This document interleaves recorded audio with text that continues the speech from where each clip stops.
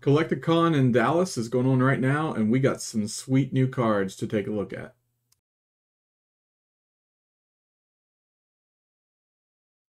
Hello, hello, welcome back to the island. My name is Donald, aka Scruffy Looking Gamer, and we got a display of cards that was on display at Dallas Collecticon that was leaked out, and there's a lot of really interesting stuff in this. So let's take a look. First, we got a better look at Iraz, a citizen that we saw already last week, but we get to see the actual name of that faction, which is Piscean, Piscean.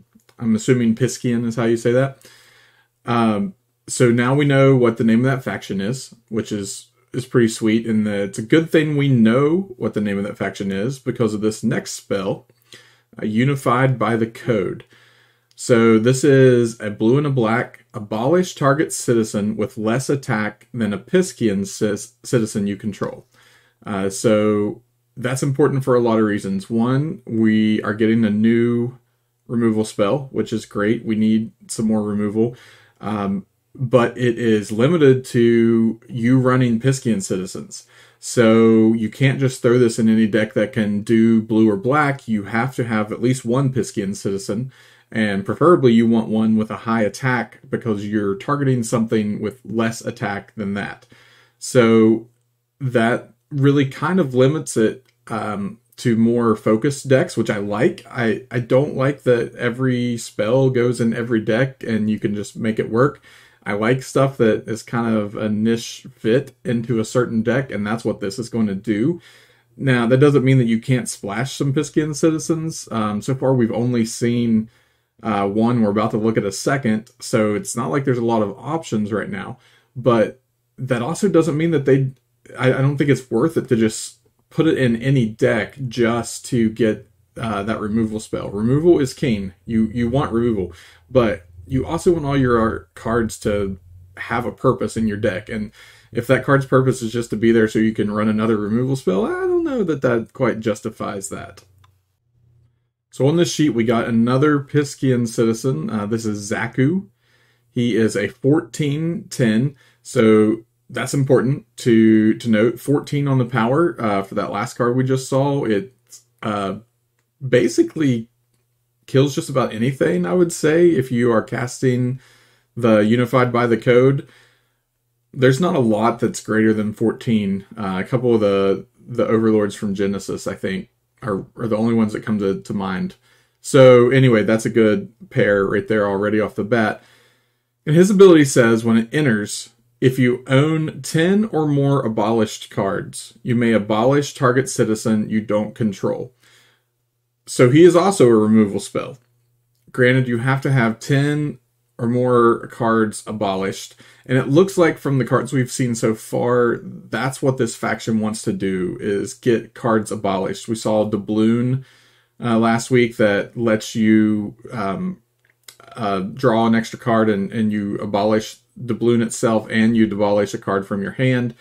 So I feel like this faction's really pushing in that direction anyway. So by turn 5, when you're playing this, it's probably likely that you're going to have that 10 or more abolished cards. So this is just another removal spell. It's pretty good.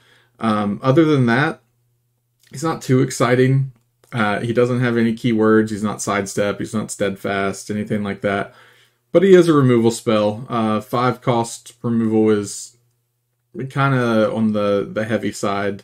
But I think it'll probably play a part in that deck for sure. We also got a new Druak citizen. This is Katori. She is 2, a green and a white for a 7/13. That's a pretty hefty defense. Whenever the citizen blocks, you may disengage another Druak citizen you control, and that citizen gains +0/+6 until end of turn. So she is a defensive citizen for sure. That's why she has such a big toughness with 13. And after she blocks, if you had attacked with another Druak citizen, then you could use that ability to untap or disengage. Disengage that Druak, and use them to also block, and they're going to have that +6 on their defense, which is probably pretty relevant.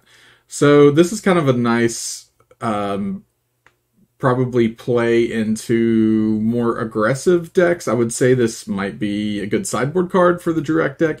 The Druid deck tends to look pretty aggressive at this point, so I don't think you're just throwing this in the main unless there's just nothing else that works. But this could be a good defensive card for sure if you are facing another pretty aggressive deck that you need to hold them off a little bit more. We also got a new Ascendant Citizen. This is Venus. Venus is 4 total soul costs, 2 and 2 hybrid white or black for an 8/12, and they have Ravenous. So they're targeting 2 11-year cards at a time when they attack. And it says, when this citizen destroys an 11-year card, target opponent discards a card. Remember, with Ravenous, you're targeting 2 11-year cards. If you successfully destroy those cards, they're discarding 2 cards at a time with 1 successful attack. That's pretty great. Then they also have Short Time 3. Whenever an opponent discards a card due to an effect you control, you may give target citizen -4/-4 until end of turn. So that's very similar to Osiris's ability, when Ascendant attacks with Osiris, you can give target citizen -3/-3. Now you're giving -4/-4, which could matter in a lot of situations. And also, it's whenever they discard a card, so it's not just off something Venus does. Even though Venus is making them discard cards, it could be you cast a due process or something else that causes them to discard a card. It has to be something that you did. It can't be them discarding to hand size at the end of turn or something like that.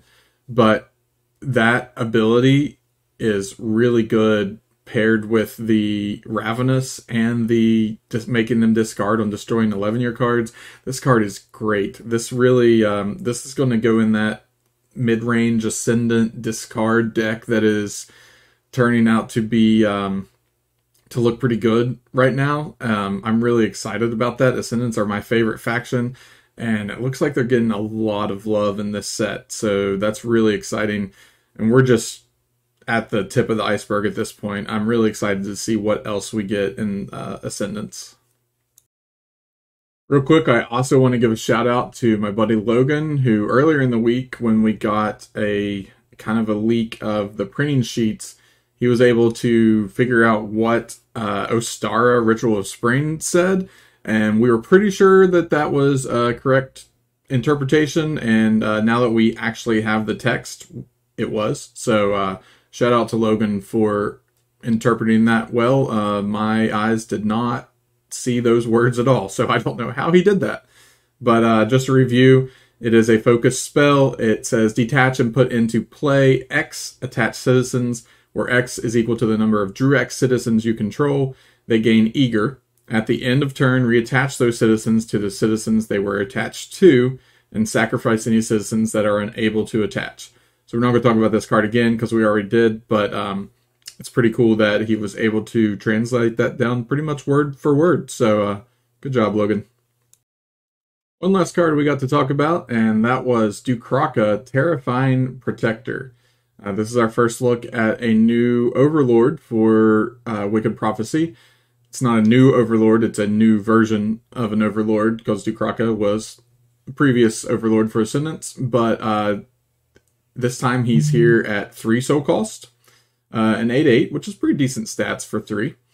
And he says, enter citizens your opponent's control get -2/-2 until end of turn, and citizens also lose sidestep. 2 things about this. One, that -2/-2 doesn't hit a lot. Your opponent's Einar, Flanagan. It doesn't hit Cleo.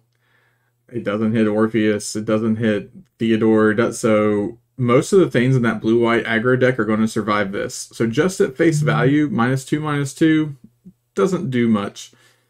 Citizens lose sidestep. That's also symmetrical. That counts your citizens too. So it can be good or bad at how you look at it. I mean, if you don't have any sidestep, then that just means it puts everything at equal play value, and you're going to be able to block all their stuff.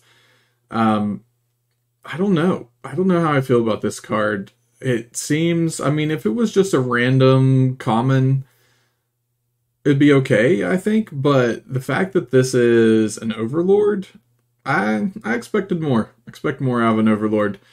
So it'll be interesting to see what we get from the other Overlord versions in this set. Dukraka was arguably the most powerful one in Genesis, so maybe they're kind of toning him down a little in this set and bringing the others up to kind of compensate for that. I hope, because this one just doesn't do it for me. Well, that about wraps it up for everything that we got this weekend. I'm looking for next week to kick back off with regular spoiler season now that the convention is over and everything.